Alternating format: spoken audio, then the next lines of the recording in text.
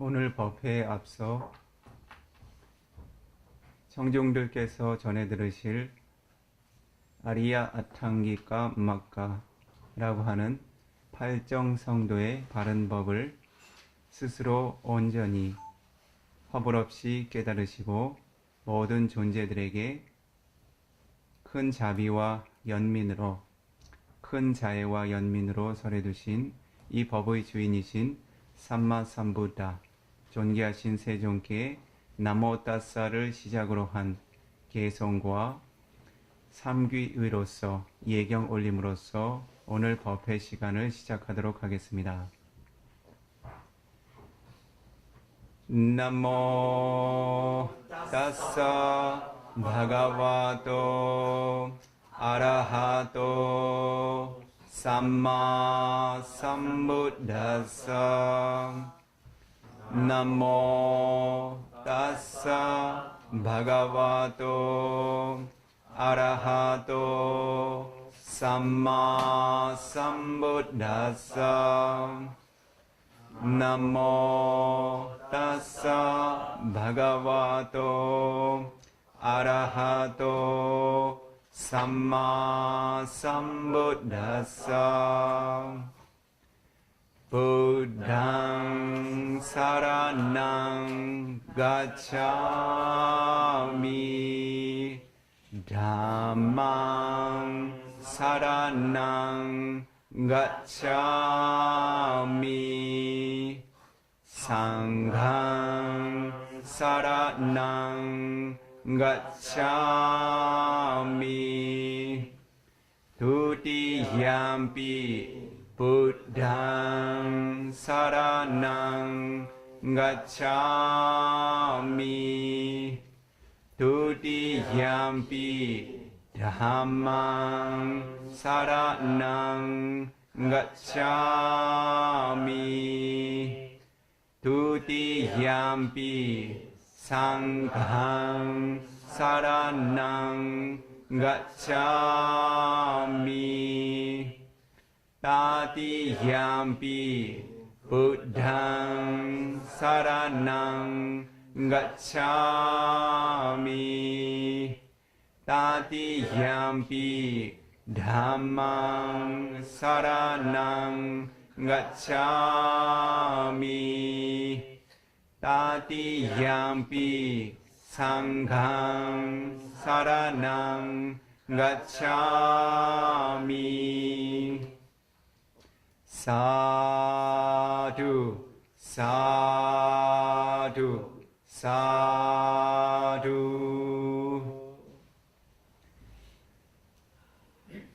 편안히 앉으셔도 좋습니다. 바른 법을 전해 들으실 때 몸의 불편이나 경직으로 인해서 마음이 흩어지는 일이 없도록 편안하게 자리하셔도 좋습니다.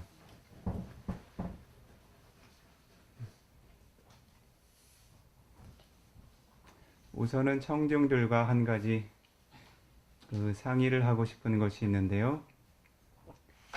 어제 수행자분들 중에 일부가 오셔서 한 가지 요청을 해왔습니다. 3일간의 설법 일정이 오늘로 마무리를 짓게 됩니다. 이후에도 설법을 진행해 줄 수 있는 여건이 되는가 하고 청법 요청을 하셨습니다. 그래서 일단은 지금 진행됐던 법회는 오늘로서 마무리를 짓고 이후에 수행자들께서 여법한 조건을 갖추실 때 다시 한번 청법 요청을 받는 것으로 우선은 그렇게 답변을 해드렸습니다. 그래서 사실은 수행자들께서 요청해 오신 법의 영역이 사성제와 팔정도 그리고 사성제와 팔정도를 기반으로 한 열반의 성취라고 요약해서 이야기를 했었습니다. 오늘 그 주제들을 다 마무리 짓는다면 스일라막강가라고 하는 아, 계학의 8정도의 요소와 빠냐마깡가 사마디 마깡가라고 하는 정학의 8정도의 요소들을 마무리를 짓고 사성제 영역은 축약해서 설해야 할 것 같습니다.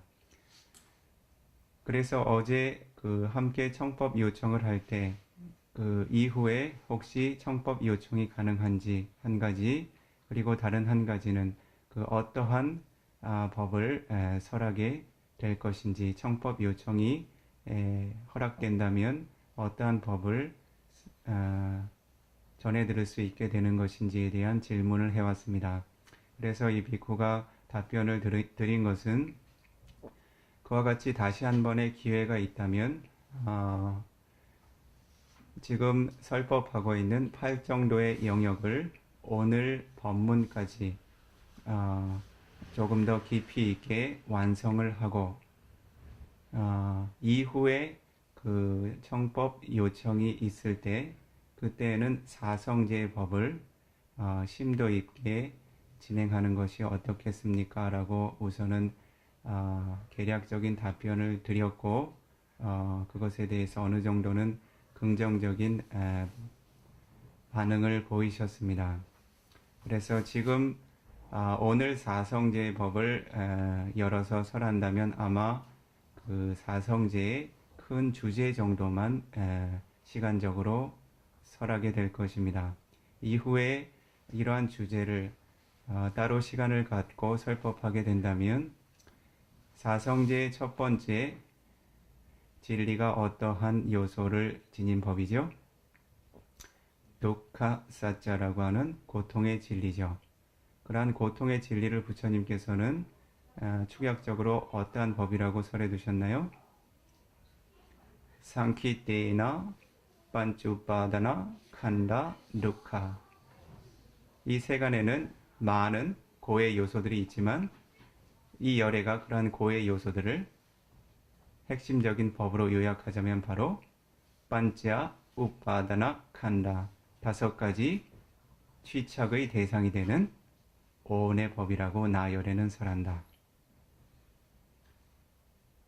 그래서 이와 같이 사성제의 법을 심도 있게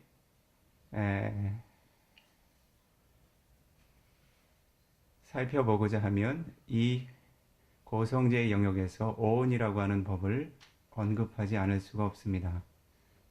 즉 고성제의 핵심이 되는 물질과 정신현상의 핵심적인 요소인 오온이라고 하는 법을 반드시 이해해야 합니다. 그리고 집성제 영역에서는 부처님께서 빠띠짜 스무바다라고 하는 12연계의 법을 통해서 과연 존재들의 무지와 무명과 가래, 집착이 과연 어떠한 조건으로서 새로운 생들을 불러오는지에 대해서 명확하게 설해 보이신 바가 있습니다. 그러니 이와 같은 12연계의 법, 빠띠짜 스무바다라고 하는 법을 이해하지 못한다면 어떨까요? 집성제라고 하는 사성제의 진리를 바르게 이해하는 일은 한계가 생기겠죠. 마지막 멸성제라고 하는 영역은 두카 니로다라고 하는 고통의 소멸에 대한 영역입니다. 그것은 다름 아닌 무엇을 의미하나요? 니빠나라고 하는 열반의 성취를 의미하게 되겠죠. 그래서 니빠나라고 하는 열반에 대한 이해 없이 멸성제에 대한 바른 이해가 생겨날 수 있을까요? 없을까요? 어렵겠지요? 두카 니로다 가미니 빠띠빠다 아리야 사짱이라고 설해진 고통의 소멸로 이르는 바른 길의 요소는 어떤 길의 요소인가요? 8정도의 요소이죠. 그렇지요? 이런 8정도의 요소는 오늘 법문을 마지막으로 해서 여러분들께 어느 정도는 바르게 전달이 되리라고 봅니다.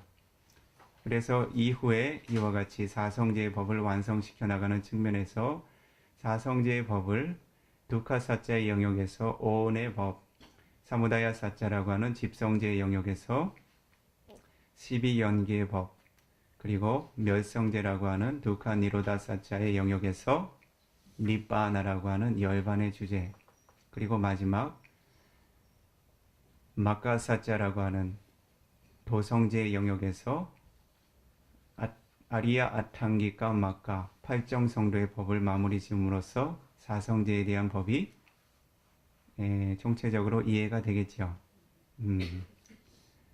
이런 주제를 오늘 다 마무리 짓는 일은 불가능하겠지요.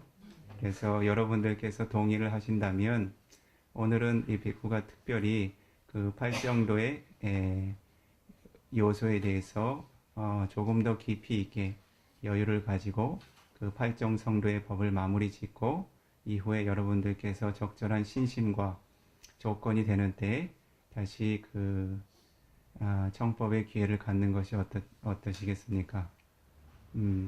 그 법의 영역은 조금 전에 이야기한 것처럼 사성제를 중심으로 한 오온과 12연기와 열반과 8정도의 길. 만족하십니까? 그러면 오늘 지난 시간에 진행했던 법문에 이어서 아리야 아탕기카 마카라고 하는 8정성도의 길을 이어서 설에 나가도록 하겠습니다.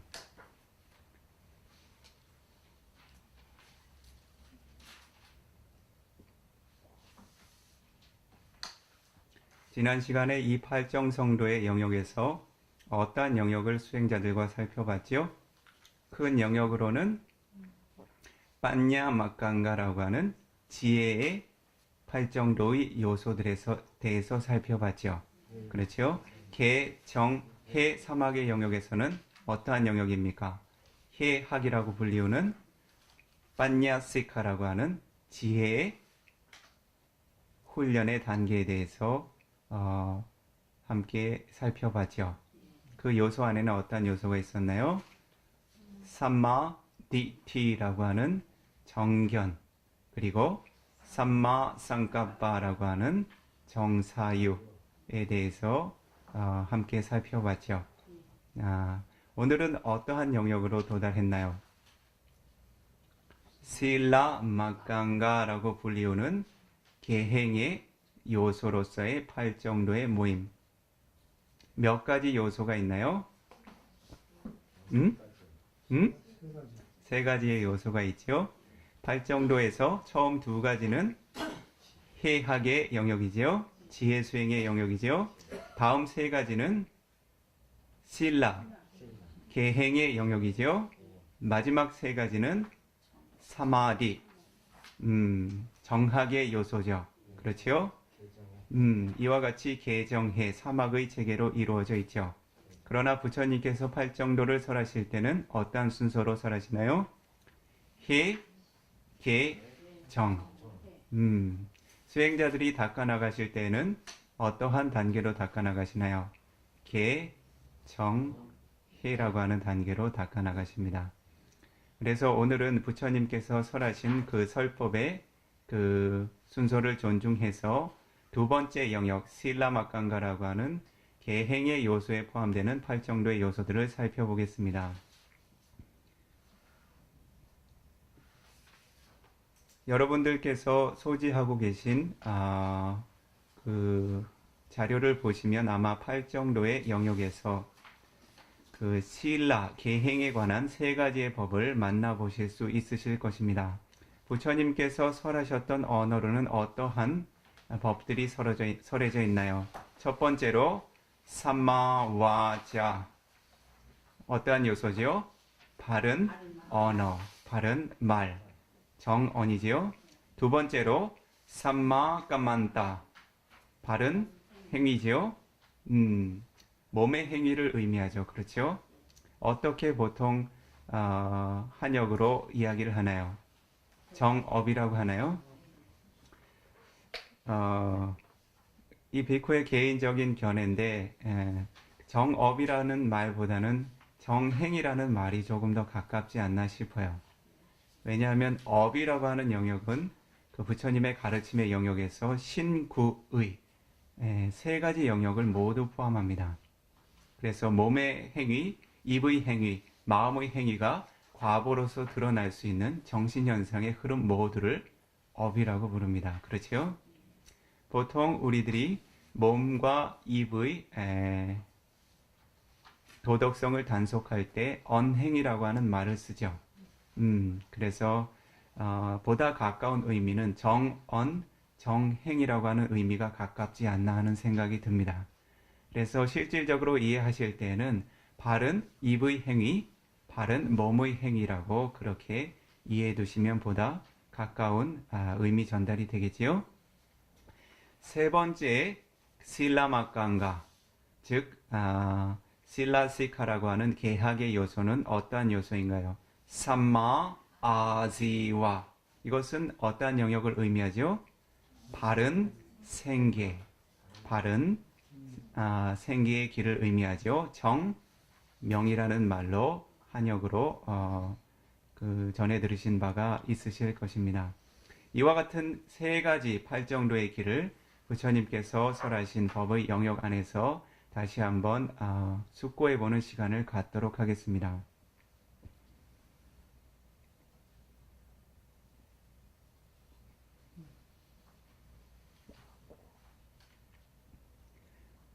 이와 같이 세 가지 바른 언어의 길에서 첫 번째 삼마와자, 바른 언어의 길에 대한 8정도의 요소를 한번 가장 먼저 살펴보도록 하겠습니다. 부처님께서는 바른 언어를 위해서 몇 가지의 조건의 법들을 설하셨나요? 네 가지 언어로서 생겨날 수 있는 바른 길을 설해 두셨죠. 그렇죠? 그래서 불자라 한다면 그 부처님의 바른 8정도의 길을 닦아나가고 있는 수행자를 한다면 삼마와자라고 하는 바른 언어의 영역에서 어떠한 요소들을 닦아나가야 하는지 분명히 이해를 하고 계셔야 하겠죠. 막연하게 바른 말이라고 숙지하는 것만으로 8정도의 길이 완성이 되겠습니까? 어렵겠지요. 아가마 수따라고 하는 부처님의 가르침에 대한 바른 이해를 선행하고서 리가마 수따라고 하는 실제로 실천 수행을 통한 실현의 안들이 생겨나야 되겠죠. 그렇죠? 그래서 이 삼마와자라고 하는 정어, 바른 말의 영역의 첫 번째는 무사와다 웨라마니. 무사라고 하는 것은 사실이 아닌 것을 의미합니다. 와다라고 하는 것은 언어를 의미하죠. 웨라마니라고 하는 것은 삼가함이라고 하는 의미입니다. 피하고 삼가하는 것을 의미하죠. 즉 어떠한 것을 의미하나요? 거짓된 말을 삼가는 것을 의미하겠지요. 우선은 이와 같이 간략하게 기억해 두도록 합니다. 두 번째는 삐순나 와자 웨라마니. 삐순나라고 하는 것은 무슨 말입니까? 중상모략. 그런 표현이 될 수 있겠지요. 쉬운 언어로는 다른 이의 허물을 이야기하는 것입니다. 같은 의미겠지요. 이와 같이 다른 이의 허물을 이야기하는 삐순나 와자, 그와 같은 언어의 업을 어떻게 웨라마니, 삼가는 것이 언어로서 행할 수 있는 8정도의 하나의 요소로서 작용한다는 것을 기억해 두십시오. 다음 세 번째는 파루사 와자 웨라마니. 파루사 와자라고 하는 것은 무엇을 의미합니까? 그 근원적인 의미는 파루사라고 하는 말은 거친 특성을 지닌 것을 의미해요. 그래서 파루사 와자라고 하는 것은 거친 말을 의미합니다. 거친 말은 무엇을 의미할까요? 목소리가 부드럽고 거칠고를 의미할까요? 어떤 의미인가요? 거칠다는 것은 행하는 이의 마음과 그것을 전해 듣는 이의 마음을 거칠게 만들어주는 언어를 의미합니다. 이해하시겠습니까? 세상에는 어떻습니까? 아주 부드럽고 교양 있게 다른 이들에게 언어로서 큰 고통을 주는 사람들도 존재합니까? 그렇지 않습니까?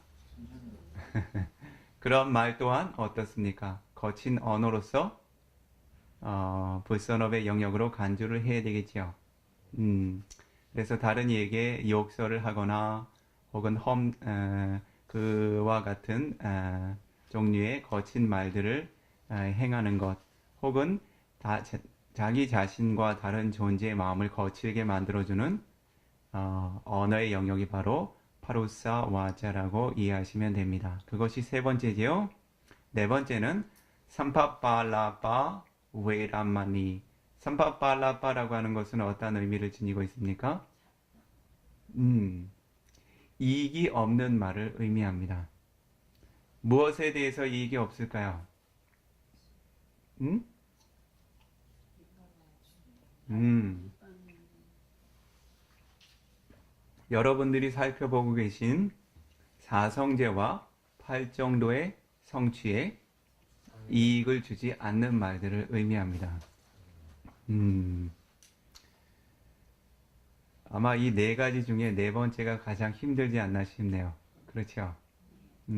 여러분들께서는 항상 한 가지 언어를 만들어내고자 하면 그것이 부처님의 바른 법과 일치되는가, 부처님의 바른 법의 핵심을 포함하고 있는 말인가 늘 숙고하고 계십니까?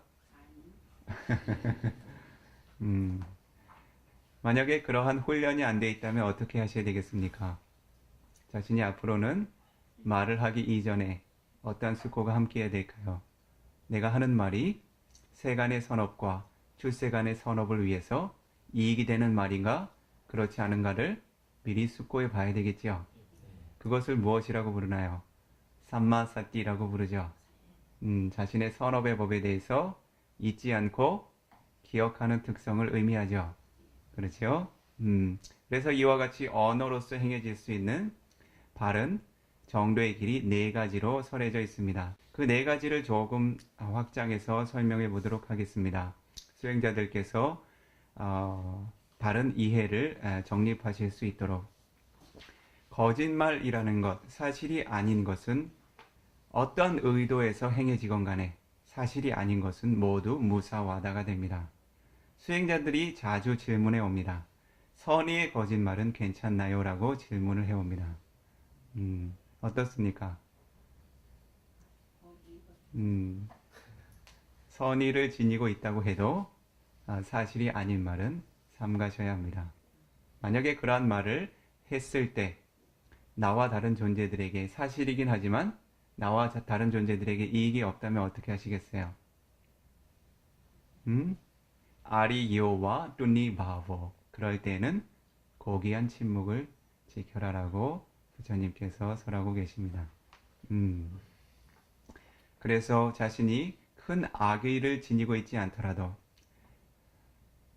자신이 선의의 거짓말이라고 생각하건 아니면 가볍게 농담 삼아 이야기하건 아니면 다른 이들을 기쁘게 해주기 위해서 장난 삼아 이야기하건 어떠한 종류의 거짓도 말하지 않도록 하십시오. 그렇게 해야 부처님의 바른 언어의 길이, 부처님께서 설하신 8정도의 영역의 바른 언어의 길이 완성이 됩니다. 어떻습니까? 쉽겠습니까? 어렵겠습니까? 어렵습니다. 마음을 잘 지켜가셔야 되겠죠? 어렵기 때문에 가치가 있는 법 아니겠어요? 누구나가 쉽게 얻을 수 있다면 가치 있는 법이라고 할 수 없겠죠? 자, 무사와다라고 하는 영역은 이 정도면 이해를 하실 것 같아요. 확장해서 설명하면 매우 깊이와 넓이를 확장시켜 나갈 수 있지만 이 정도에서 마무리를 짓도록 하겠습니다. 두 번째는 어떠한 언어의 요소였죠? 비순나 와자 웨라마니. 다른 이의 허물을 이야기하는 것을 삼가는 일로서 부처님의 언어로서 행할 수 있는 부처님의 팔정성도의 길을 완성해 나갈 수 있습니다. 그렇다면 수행자들이 또 한 가지 질문을 합니다. 이것은 험담하려는 것이 아니라 사실이기 때문에 이야기하는 겁니다. 스님만은 꼭 아셨으면 해서, 나의 벗만은 이것은 꼭 알아두었으면 해서 이야기를 하는 겁니다. 라고 어떻습니까? 다른 이의 허물들을 이야기하기 시작하죠. 그렇죠? 그런데 자신의 마음을 잘 살펴보십시오. 그러한 마음이 실제로 그러한 말을 행하는 자신의 마음이 실제로 그 존재에 대한 자애와 연민을 근간으로 합니까? 아니면 어제 학습하셨던 위힌사라고 하는 연민 없는 마음에 근간을 합니까? 음, 잘 알고 계셨군요. 그런데 왜 참지를 못하시죠? 어떤가요? 그런 이야기를 할 때, 다른 이들의 허물을 이야기할 때, 마음이 그 대상에 대한 연민심을 일으킵니까? 즐겁고 만족해하는 특성을 일으킵니까? 음? 즐겁지는 않은데. 만족스러운 마음 없으십니까? 잘 살펴보세요. 자신이 다른 이의 허물을 이야기할 때, 그와 같이 몸과 입과 마음에 열의를 다해서 이야기하는 것은 자신에게 그만한 정신적인 활력이 있다는 거예요. 그렇죠? 다른 이의 허물을 이야기하는데 30분이건 1시간이건 2시간이건 지치지 못하는 사람들이 있습니까? 없습니까? 그것을 즐겁고 만족스러워하기 때문에 그렇습니까? 그렇지 않습니까? 만족하는 특성이 있겠지요? 다른 이들은 속일 수 있어도 자신은 자신의 마음을 속일 수 없습니다. 인정하십니까? 그래서 다른 이가 지니고 있는 허물이라고 하는 것은 그것이 사실이건 사실이 아니건 이를 악물고라도 인욕하시도록 하십시오. 그래야 부처님께서 인터뷰하려고 하느라고 한 얘기는 괜찮아요. 이 비쿠가 이야기한 것은 그 언어 자체에 자신이 지니고 있는 그 마음의 상태와 관련되어서 자신이 다른 이의 허물을 이야기할 때 그 존재에 대한 자애와 연민을 근간으로 하고 있다면 그것은 삐순나 와자에 해당되질 않습니다. 예를 들어서 이 비쿠가 후배 비쿠 존자들이나 아니면 사미승들이 어떠한 계율상의 허물들을 행하게 될 때, 그렇죠? 그들이 그 출가의 삶에 충분한 경험과 견문을 지니지 못했기 때문에 자신도 모르게 허물을 지니게 될 때 그들에게 경책을 하거나 훈계를 해야 하는 때가 있습니다. 그렇죠? 그것은 분명히 다른 이의 허물을 이야기하는 것이죠. 그러나 그러한 때 그 존재들의 허물을 책망하고 비난하고 하는 마음의 자세로 그들을 훈계하고 경책한다면 그러한 마음의 자세는 바른 자세입니까? 그릇된 자세입니까? 그릇된 자세겠지요. 그들에 대한 불만족을 지니고서 혹은 그들이 그 자신의 허물에 대해서 마음에 자책과 상처를 경험하기를 바라는 마음에서 그들을 훈계한다면 그것은 바른 언어라고 볼 수 없겠죠. 그러나 그러한 때 그들이 같은 허물을 반복함으로써 개행상의 허물과 자신의 출가자로서의 가치의 상실을 갖지 않기를 바라는 마음에서 즉 자애와 연민을 근간으로 해서 그들이 지녔던 허물을 지적하는 것은 어떻습니까? 그것은 삼마와자 바른 말의 영역에 포함이 됩니다. 그렇죠? 그래서 수행자들께서는 자신의 마음의 흐름이 과연 선업의 법의 흐름인지 불선업의 법의 흐름인지 정도는 아실 수 있는 지혜의 힘을 가지고 있습니다. 물론 자신 스스로를 기만하는 그런 그 정신 요소를 지니고 있다면 그 또한 확신할 수는 없지만 자신 스스로가 자신 스스로를 속이거나 기만하지 않는다면 어떻습니까?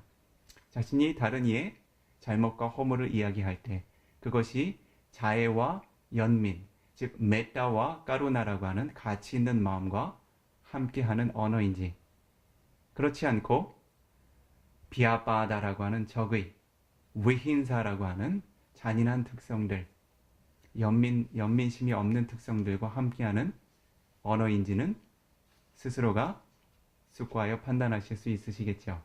그렇죠? 부처님 또한 그 큰 자애와 연민을 지니시고 어떻습니까? 존재들에게 거듭거듭 그들의 허물을 경책하셨죠. 그렇죠? 라가라고 하는 탐욕, 도사라고 하는 성냄, 모하라고 하는 어리석음에서 벗어나도록 어느 정도까지 경책하셨습니까? 그대들은 라가라고 하는 탐욕의 법에 젖어들어 있는 움마다고 그 미친 사람들이다 라고까지 경책을 하십니다. 즉 탐욕의 법으로 미쳐 있고 도사라고 하는 성냄의 법에 미쳐 있고 모하라고 하는 어리석음의 법에 미쳐 있다는 것이죠. 어떻습니까? 번뇌의 흐름으로 인해서 인간다운 마음의 흐름을 지니지 못한다는 것이지요. 자, 이러한 때 부처님께서는 이 존재계의 모든 존재들을 고통 주기 위해서 혹은 그들의 마음에 상처를 주기 위해서 이와 같은 훈계와 경책을 하셨을까요?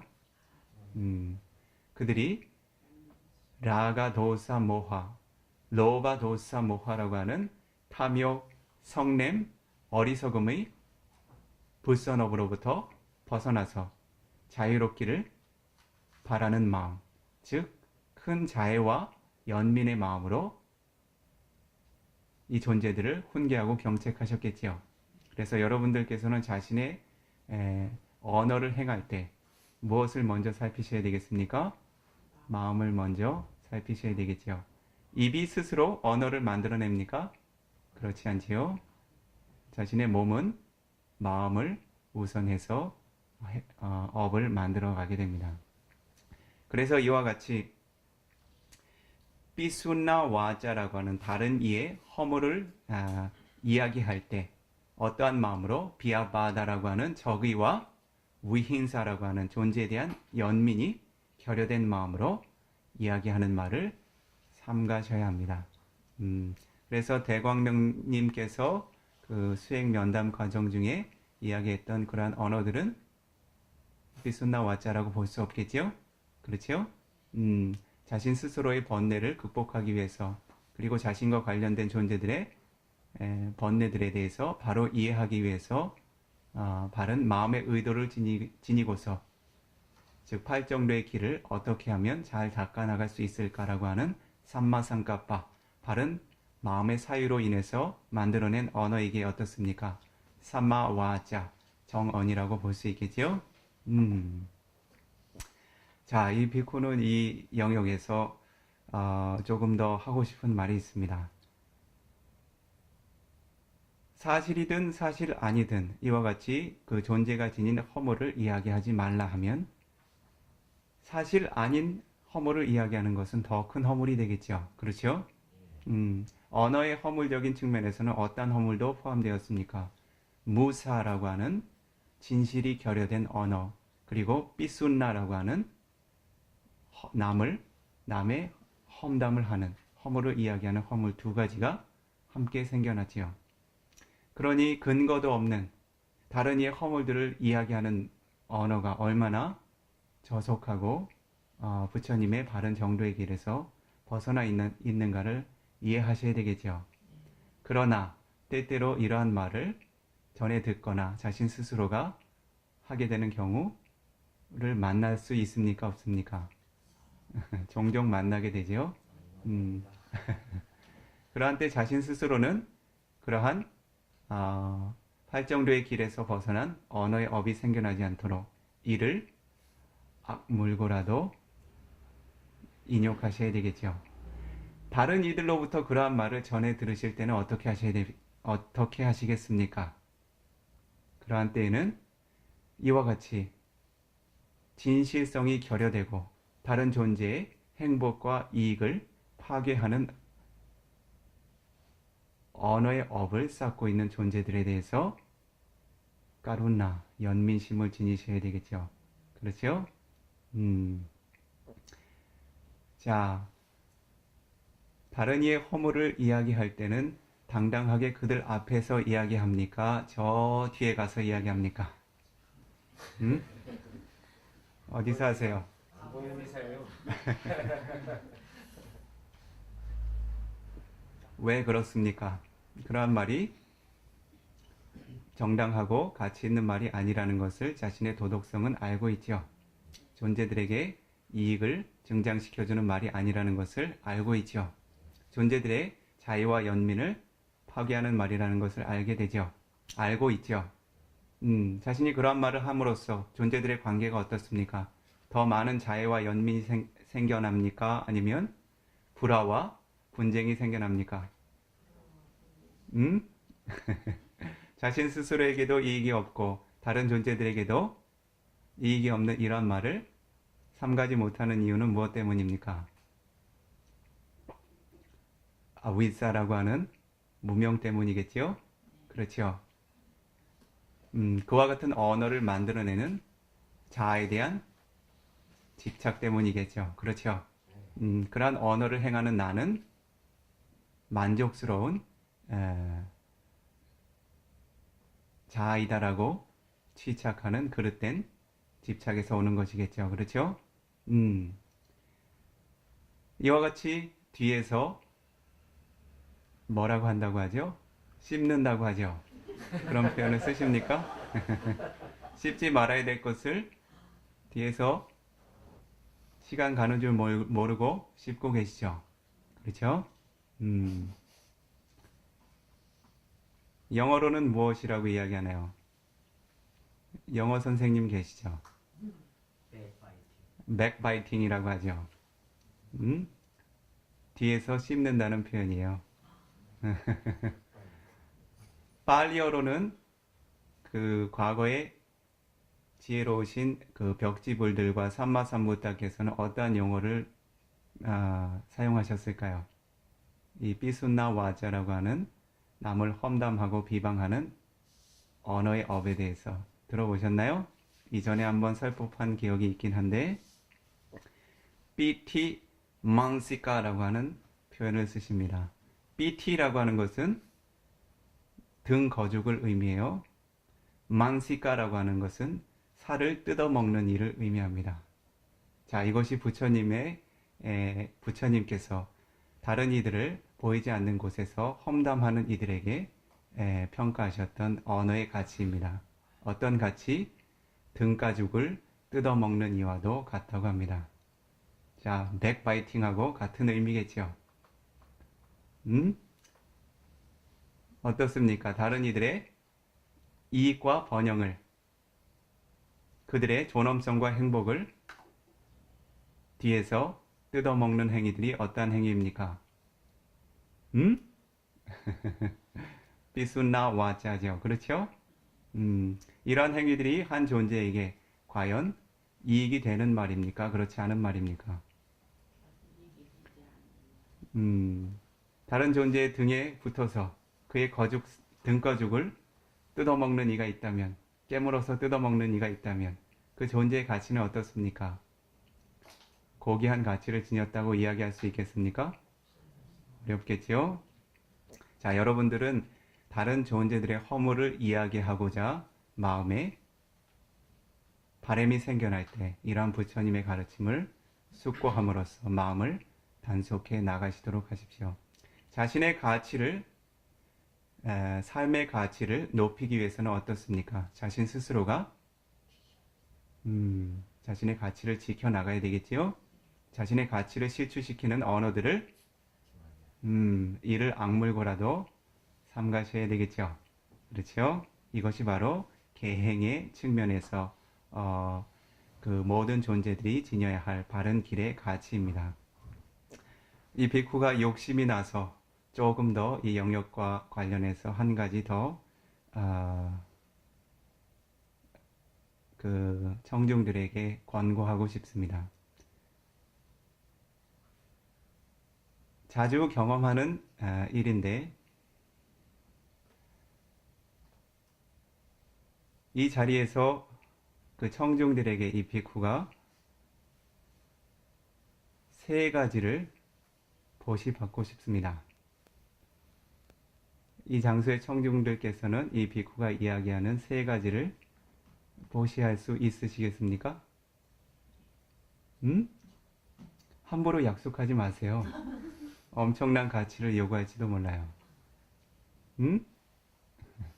다름이 아니라 이 불법의 번영과 발전을 위해서, 이 불법의 보호와 번영과 발전을 위해서 이 비쿠가 청중들에게 세 가지의 가치를 보시받고 싶습니다. 보시하실 분 계신가요? 몇 분 계세요? 네, 대광명님. 또요. 이 불법의 존속과 번영과 발전을 바라시는 분이 아주 희박하군요. 자, 약속을 하셨으니 반드시 보시하셔야 됩니다. 이름 적어둘 거예요.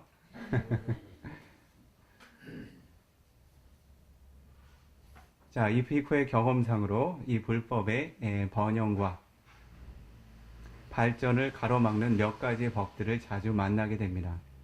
그것이 바로 마음에서 발현되는 두 가지의 법, 언어로서 발현되는 한 가지의 법. 이것은 부처님의 설법이 아닙니다. 부처님의 가르침을 빌어서 이 비코의 개인적인 견해를 잠시 이야기를 합니다. 즉 불법의 번영과 발전을 가로막는 마음의 법 두 가지, 언어의 법 한 가지, 어떤 것인 것 같으세요? 자, 불법의 번영과 발전을 가로막는 마음의 법 한 가지는 이사라고 하는 시기, 질투. 두 번째는 마차리아라고 하는 인색함. 어떻습니까? 다른 도반이 나보다 조금 나으면, 나보다 더 나은 공덕을 쌓게 되면 참으로 진정으로 번뇌 없는 마음으로 기뻐해 줄 수 있는 이들이 몇이나 됩니까? 생각보다 많지 않아요. 그렇죠? 이 불법을 위해서 바른 정법을 구하고 있는 이들이 이 세간에 많습니까? 적습니까? 그 적고 적은 사람들이 이 불법을 위해서 선한 일들을 도모하게 될 때 서로가 시기하고 질투하고 자신의 일이 아니라면 인색함을 지닌 오로지 자신의 이익과 관계된 것들만 마음의 활력을 일으키고 다른 이들이 행하는 법에 대해서는 인색하고 무관심하고 시기하고 질투하고 있다면 어떻습니까? 이 불법이 성장하고 번영하는 데 도움이 되겠습니까? 도움이 되지 않겠습니까? 크게 대답하세요. 다음 언어의 한 가지, 비순나 와자, 다른 이의 허물을 이야기하는 것. 우리들 모두는 어떻습니까? 이 설법자를 포함해서 이 청중들 모두 그리고 그 모든 번뇌를 완전히 소멸하지 못한 인간계의 모든 존재들은 어떻습니까? 어느 누구도 완벽한 삶을 살 수는 없습니다. 그렇지요? 정도의 차이는 있지만 그가 지닌 개정해 사막의 어느 한 영역은 허물과 부족함이 있을 수 있겠죠. 그렇지요? 그러나 그러한 것들에 대해서 자신이 비방하고 험담하고 있다면 어떻습니까? 이와 같이 불법의 발전과 번영을 위해서 함께 일해야 할 부처님의 아들, 딸들이 서로가 서로의 허물을 비방하고 험담하며 언어의 업들을 쌓아가고 있다면 그들에게는 조화와 화합과 번영이 생겨나겠습니까? 불화와 다툼과 불이익들이 생겨나겠습니까? 크게 대답하세요.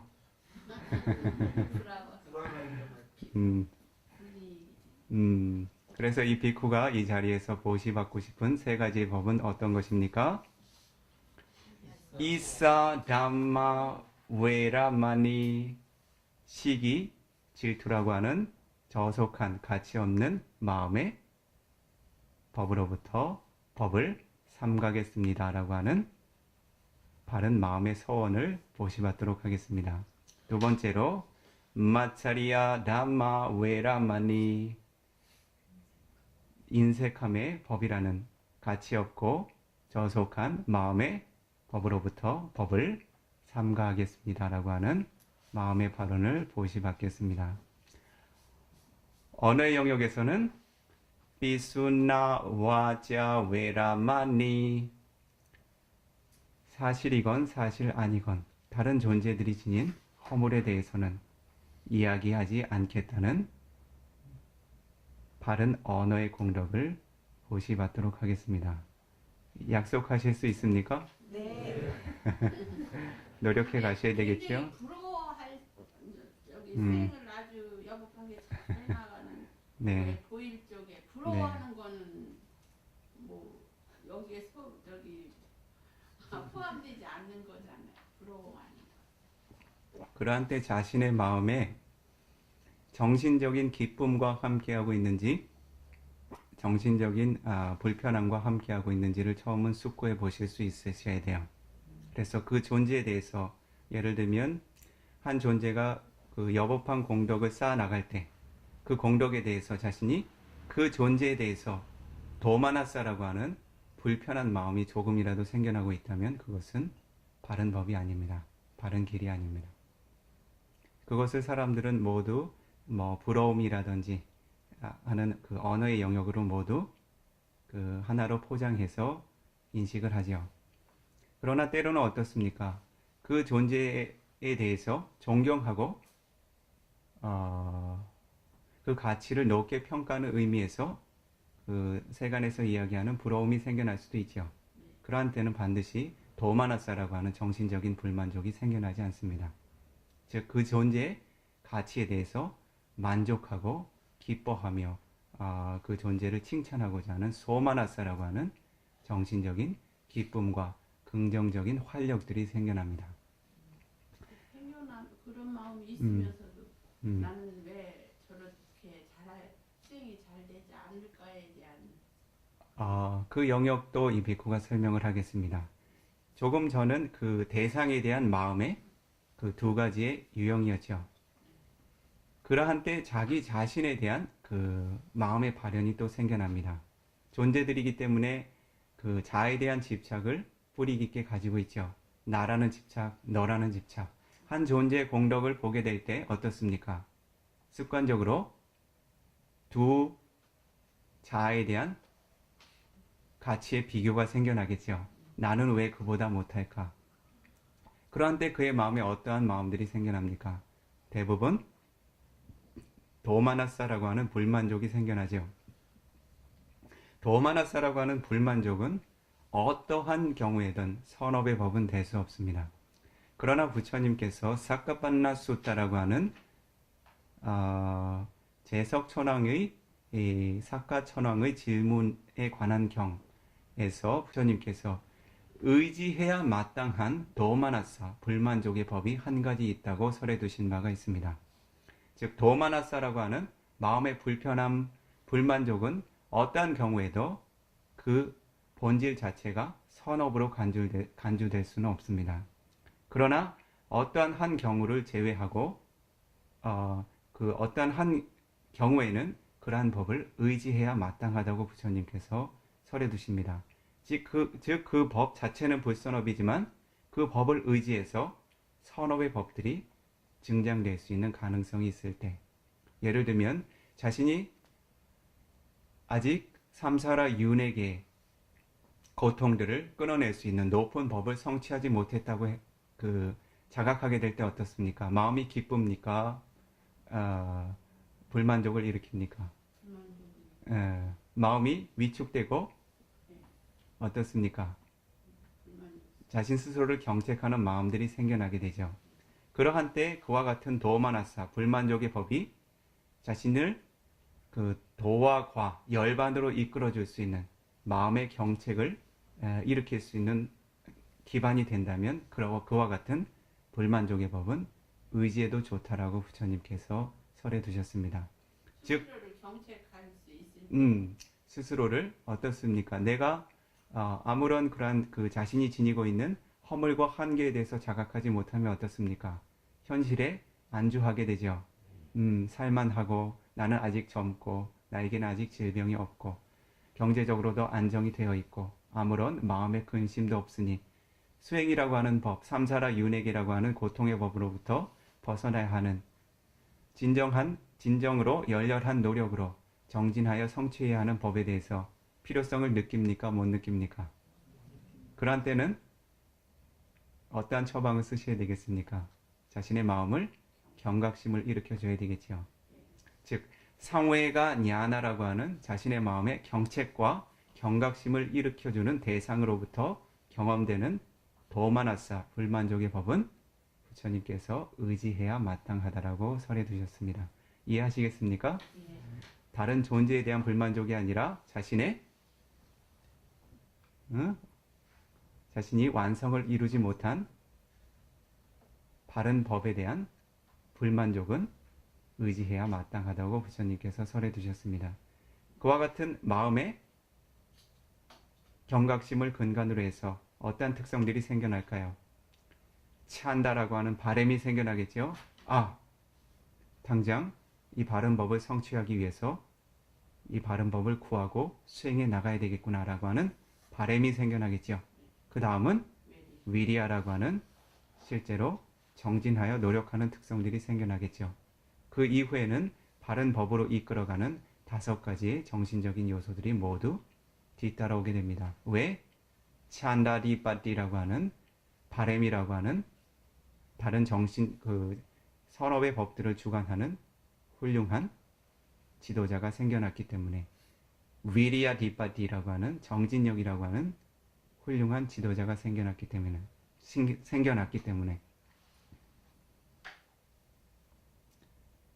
그래서 이와 같이 자신의 마음에 훌륭한 이익을 향한 정신적인 자각을 일으켜 줄 수 있는 경책들은 유익한 약이라고 입에는 쓰지만 자신의 도화과 열반을 향해서 매우 유익한 약이라고 여기셔도 좋습니다. 이해하시겠죠? 그래서 자신 스스로는 이와 같이 경책하고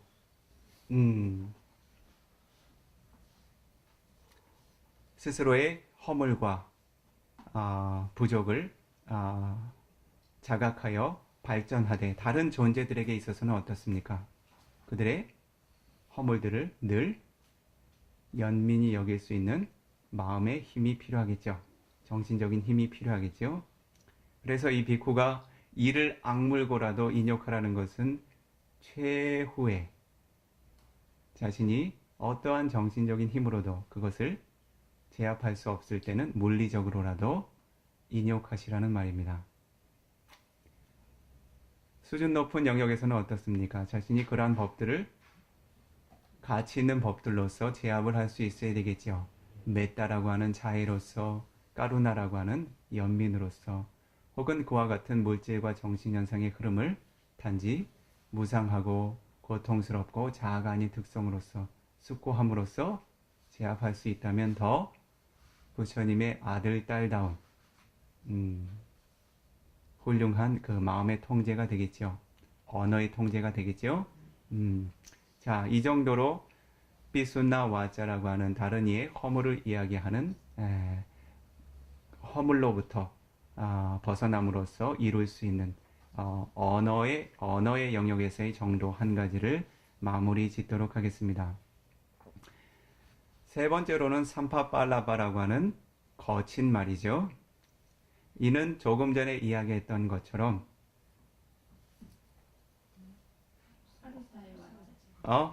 그렇죠. 파루사 와자지요. 거친 말이라고 하는 언어의 영역에서 그러한 언어의 업을 삼감으로써 이룰 수 있는 정도의 길이죠. 조금 전에 이야기한 것처럼 언어의 그 외형적인 형식이 부드럽고 거친 것은 큰 기준이 되지 않습니다. 결정적인 기준이 되지 않습니다. 물론 다른 존재들의 마음을 평온하고 고요하게 만들어줄 수 있는 부드럽고 섬세한 육성을 지녔다면 그것도 하나의 공덕은 되겠죠. 그러나 그 핵심이라고 하는 것은 자신 스스로와 다른 존재들의 공덕을 해칠 수 있는 거친 특성을 지닌 언어를 의미하게 됩니다. 자신이 아무리 섬세하고 고요하고 부드럽게 이야기한다 하더라도 다른 존재들의 마음을 상처 주는 말이라면 어떻습니까? 파루사 와자로서 거친 말로서 이해를 하셔야 됩니다. 아시겠습니까? 근데 음성이 음. 톤이 높은 사람, 저한테 네. 그렇거든요. 네. 톤이 높은 사람은 그냥 의도 없이 그냥 네. 보통 하는 말을 네. 상대방이 들을 때 그게 좀 안 좋게 거기에 도사가 섞인 걸로 받아들이는 경우가 있거든요. 네. 그런 때는 어떻게 하죠? 그것은 본인 스스로의 업은 아닙니다. 예를 들면 자신의 마음에 거친 말을 일으키고자 하는 그러한 마음의 의도가 함께하지 않았다면 본인에게는 언어의 영역에서 업은 생겨나지 않습니다. 그러나 듣는 이들이 그것을 좋아하느냐 좋아하지 않느냐는 그들의 문제예요. 그렇죠? 사람들이 좋아하는 음성이라고 하는 것은 개인들마다 모두 같진 않습니다. 그렇죠? 그래서 어떤 이들은 같은 사람의 목소리를 좋아하기도 하고 어떤 이들은 어떻습니까? 그 사람 목소리만 들으면 이빨을 갈죠. 오늘 이빨을 많이 쓰시는군요.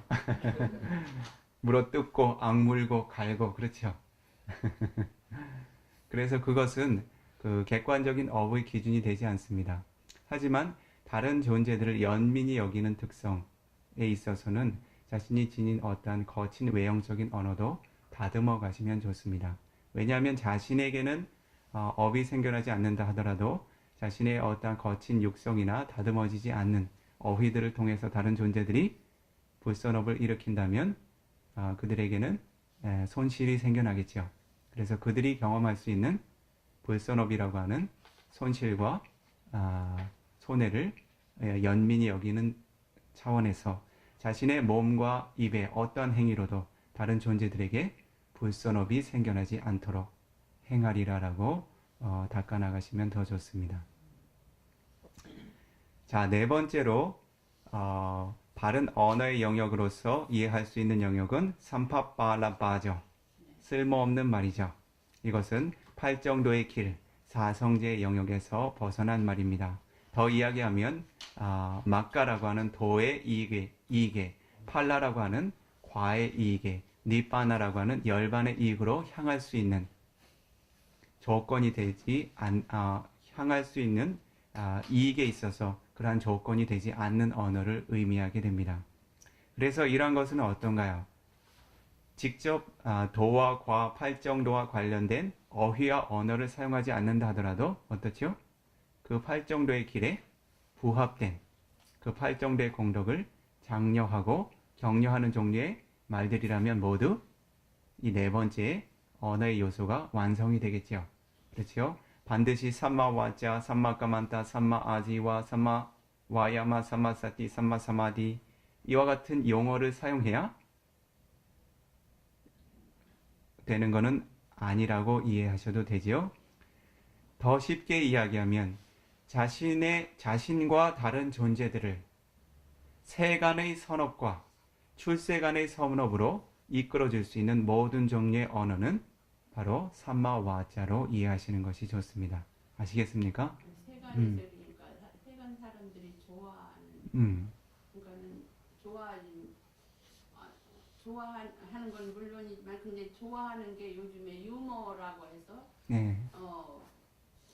그것은 삼파빨라파에 해당됩니다. 존재들이 좋아하느냐 좋아하지 않느냐는 정어의 영역에 기준이 되지 않습니다. 정확한 기준은 무엇인가 하냐면 존재들에게 이익을 주느냐 이익을 주지 못하느냐. 존재들에게 기쁨을 준다 하더라도 이익이 없는 말은 정도에서 벗어난 언어입니다. 그래서 부처님께서도 여러 가지 그 언어의 영역에서 부처님께서 사용하시는 언어는 항상 단 두 가지의 영역에 한정되어 있었다고 합니다. 예를 들면 다른 존재들에게 이익을 주면서도 어떻습니까? 다른 존재들이 기뻐하는 언어가 한 가지 있겠죠. 기억해 두세요. 그리고 다른 존재들에게 이익을 주지만 다른 존재들이 기뻐하지 않는 언어가 한 가지 있을 수 있겠죠. 그렇죠? 세 번째로는 다른 존재들에게 이익이 되지 않지만 다른 존재들이 만족해하고 기뻐하는 언어가 있습니다. 네 번째로는 다른 존재들에게 이익도 되지 않고 다른 존재들에게 기쁨도 줄 수 없는 종류, 즉 다른 존재들에게 그 마음의 불편함을 주는 종류의 언어가 있지요. 그래서 이익이 있는 언어의 영역에서 쉽게 두 가지로 생각하시면 이익이 있는 말이지만 다른 이들이 듣고 싶어하는 말, 듣기 싫어하는 말, 그리고 이익이 없는 영역에서 다른 존재들이 듣고 싶어하는 말, 듣기 싫어하는 말, 네 가지를 우선은 기억해 두시면 좋아요. 이 네 가지 중에서 그 삼마삼부타라고 하는 그 완전히 깨달으신 존재들이 중생들에게 하는 말은 항상 두 가지 영역에 한정되어 있다고 합니다.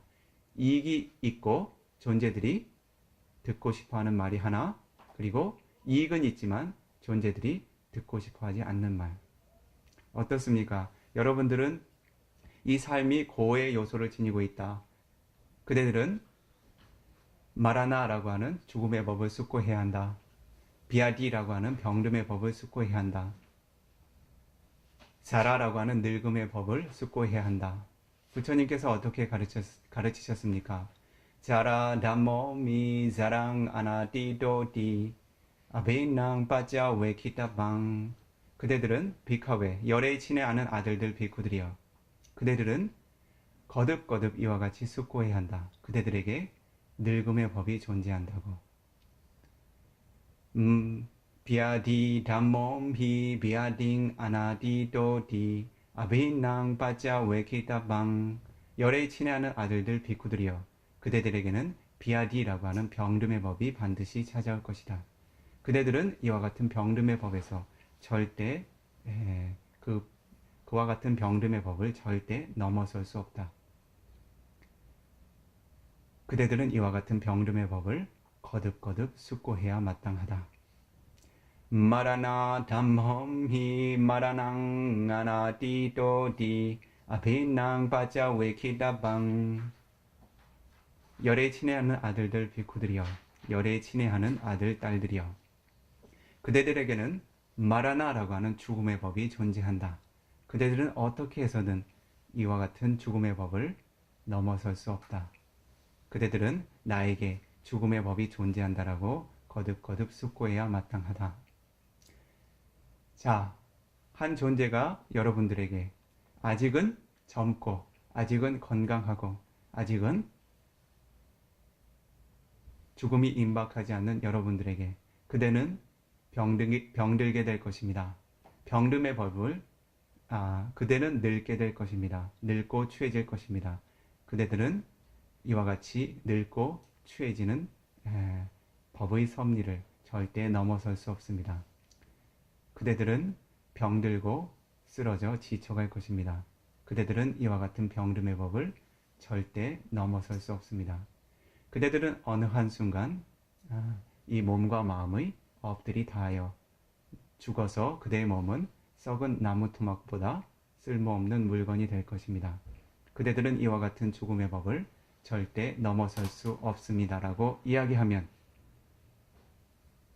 이와 같은 훈계를 기뻐하고 즐거워하며 받아들일 만한 사람들이 몇이나 됩니까?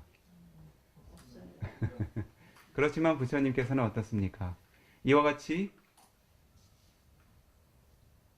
늙음과 병듦과 죽음의 법에 대한 바른 숙고를 하지 못하게 될 때 어떻습니까? 존재들은 그릇된 지각을 일으키게 되죠. 그렇죠?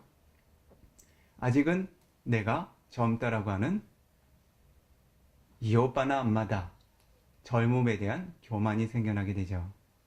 아직은 내가 건강하다라고 하는 아로기아 엄마다라고 하는 건강에 대한 교만이 생겨나게 되죠. 그리고 아직은 내가 죽지 않는다. 나에게는 아직 많은 시간이 있다. 부처님께서 설하신 법은 내가 세간의 감각적인 즐거움이나 이익들을 충분히 즐기고 난 이후에 수행해도 늦지 않다.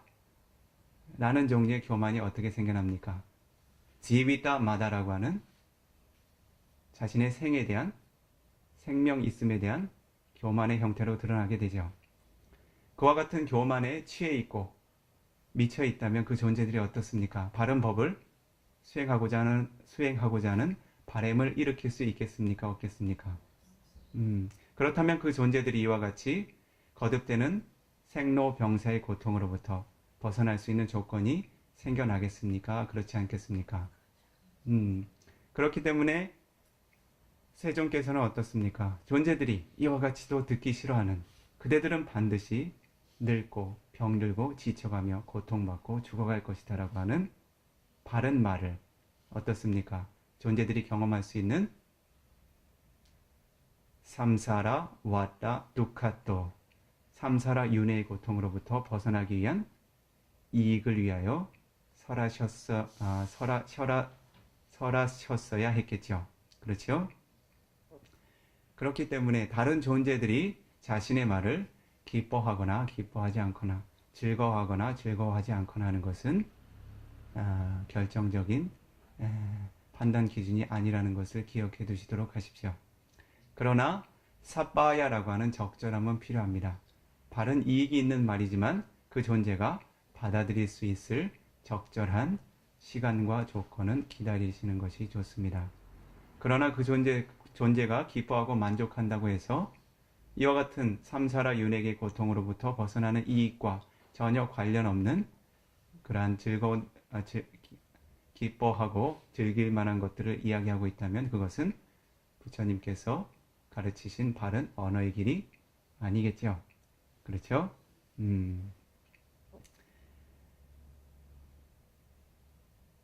자, 이와 같이 실라마깡가라고 하는 계행의 영역에서 삼마와자라고 하는 정언, 바른 언어의 영역이 네 가지로 설해져 있습니다. 그 다음은 삼마까만따라고 하는 정업이죠. 그렇죠? 입의 행위를 살펴봤으니 이제 몸의 행위를 살펴봐야 되겠죠. 몸으로 행할 수 있는 8정도의 바른 길은 몇 가지가 있습니까? 세 가지로 설해 두셨지요. 첫 번째가 파나티파타 웨라마니, 즉 살아있는 생명을 해치는 행위를 삼가하는 것 첫 번째.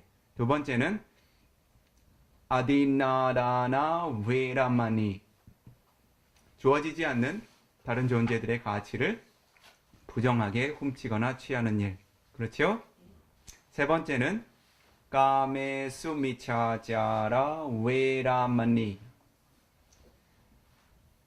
감각적인 욕망에 있어서 특히 구체적으로는 여성과 남성이 누릴 수 있는 감각적인 쾌락에 있어서 바른 도덕성의 길을 어긋난 행위들을 삼가는 것이죠. 그렇죠?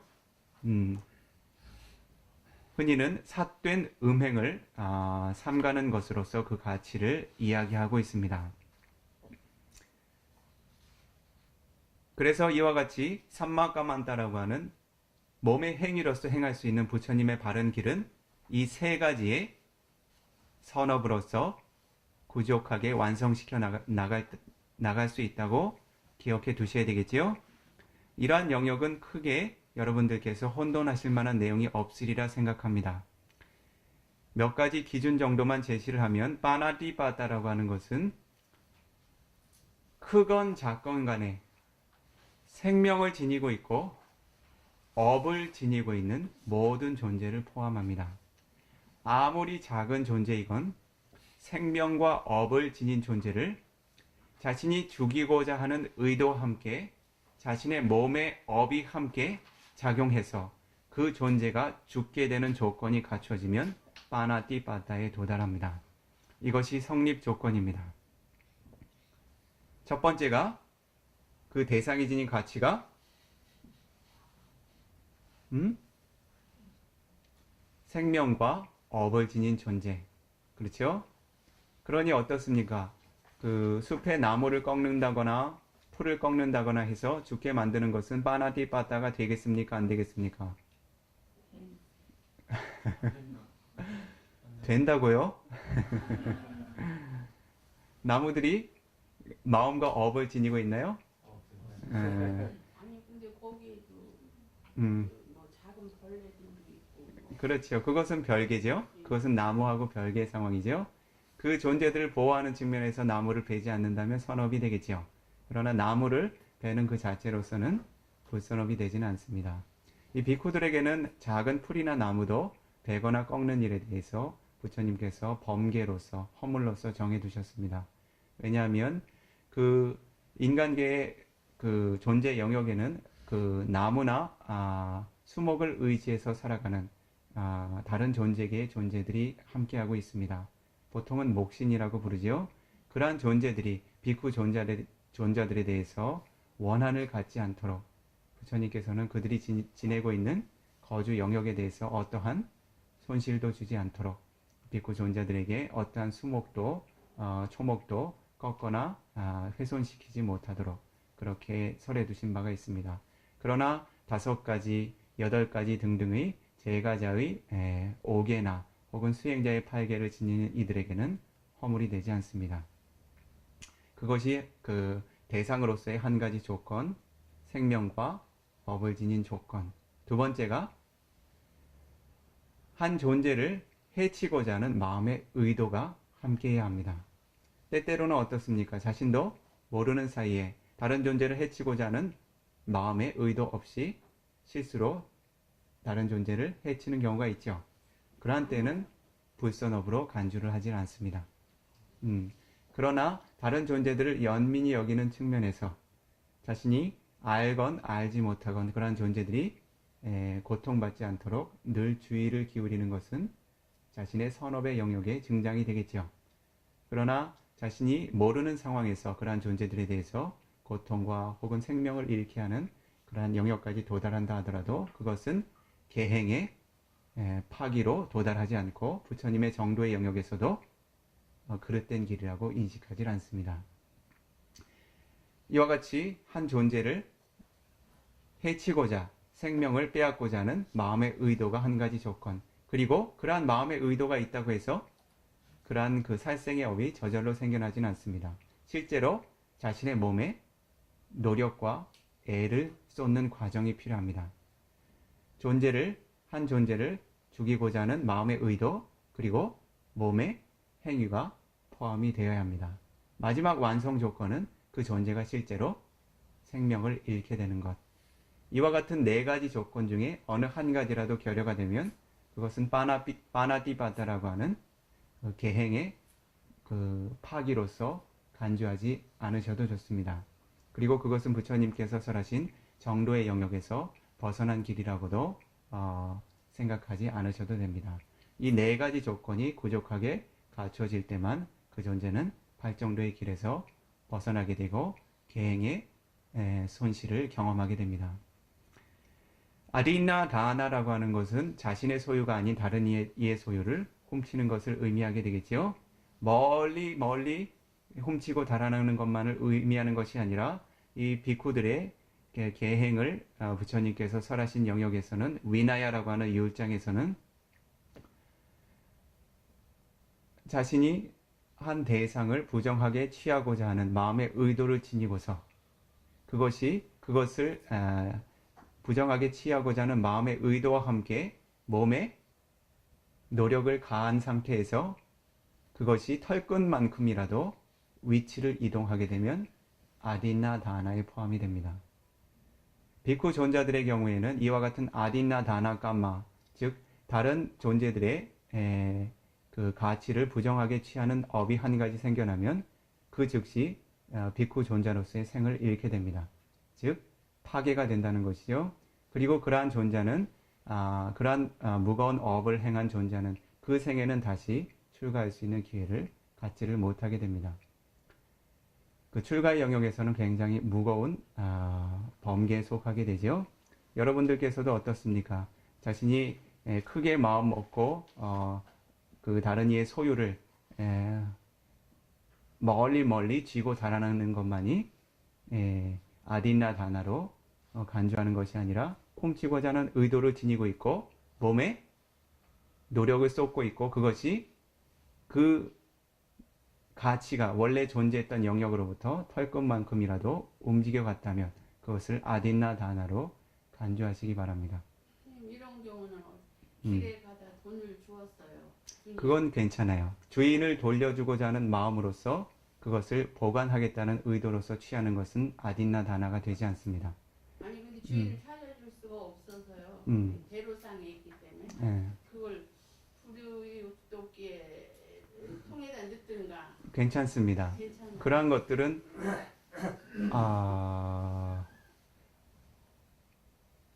빰수꿀라라고 부릅니다. 버려진 물건이라고 간주를 해요.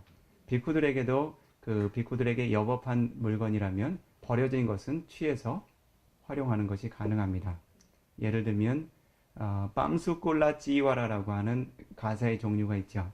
그것은 다른 이들로부터 보시받은 가사천을 이렇게 바느질해서 만드는 가사가 아니라 다른 이들이 버린, 예를 들면 시체를 동여 싸서 버린 묘지에 버려진 천이라든지 쓰레기통에 혹은 다른 이제 길가에 버려진 저잣거리에 버려진 그런 사용하지 않는 천을 주워서 쓸모 있는 영역만 취해서 가사를 지어 있는 것이 여법하다고 부처님께서 설해 두셨습니다. 그것을 빰수꿀라 찌와라라고 하죠.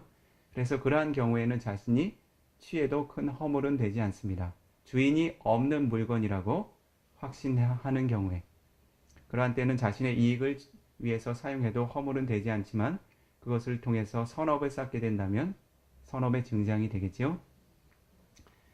그래서 이와 같은 영역이 바로 다른 존재의 물건을 부정하게 취하지 않는 몸의 행위로서 쌓을 수 있는 정도의 길 한 가지.